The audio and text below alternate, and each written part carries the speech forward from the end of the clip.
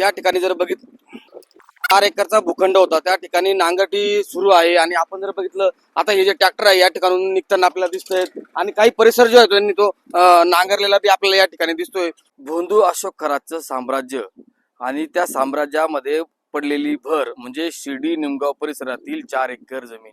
या जमिनीचा जो व्यवहार होता 2022 मध्ये रावसाहेब गोंदकर याच्याकडून फसवणूक करून ही जमीन जी आहे भोंदू अशोक खरात व कल्पना अशोक खरात यांनी ही जमीन विकत घेतली होती. ही जमीन विकत घेतल्यानंतर अशोक खरातने जे आहे या ठिकाणी वॉल कंपाऊंड करून कुलूप लावलेलं होतं आणि ही जमिनीमध्ये गहू देखील गव्हाचे पीक देखील त्यांनी काढले होते.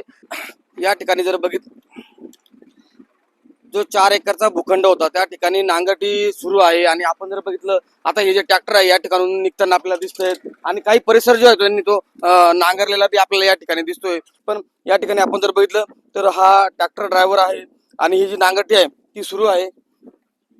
भाऊ कोणी सांगितलं तुम्हाला नांगरायला? काय काय पण नांगरतायत? कधी तुम्ही नांगरायला इथं आले आणि किती नांगरला? आम्ही 12 वाजता आलो, फक्त 3-4 चुरड्या पाडल्या. तुम्ही आले, आम्ही ट्रॅक्टर बंद केला, सावलीत लावलो, आराम करू राहिलो. तुम्हाला सांगितलं होतं की वावर वादग्रस्त आहे, केस चालू आहे, काय चालू आहे असं काही? ते तर आता सगळे मोबाईल मध्ये व्हिडिओ. तरी तुम्ही नांगरायला आले? पण मग आता त्यांचा सपोर्ट आहे ना.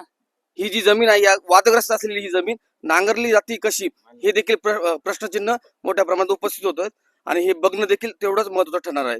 किरण सोनवणे, SK न्यूज, शिर्डी.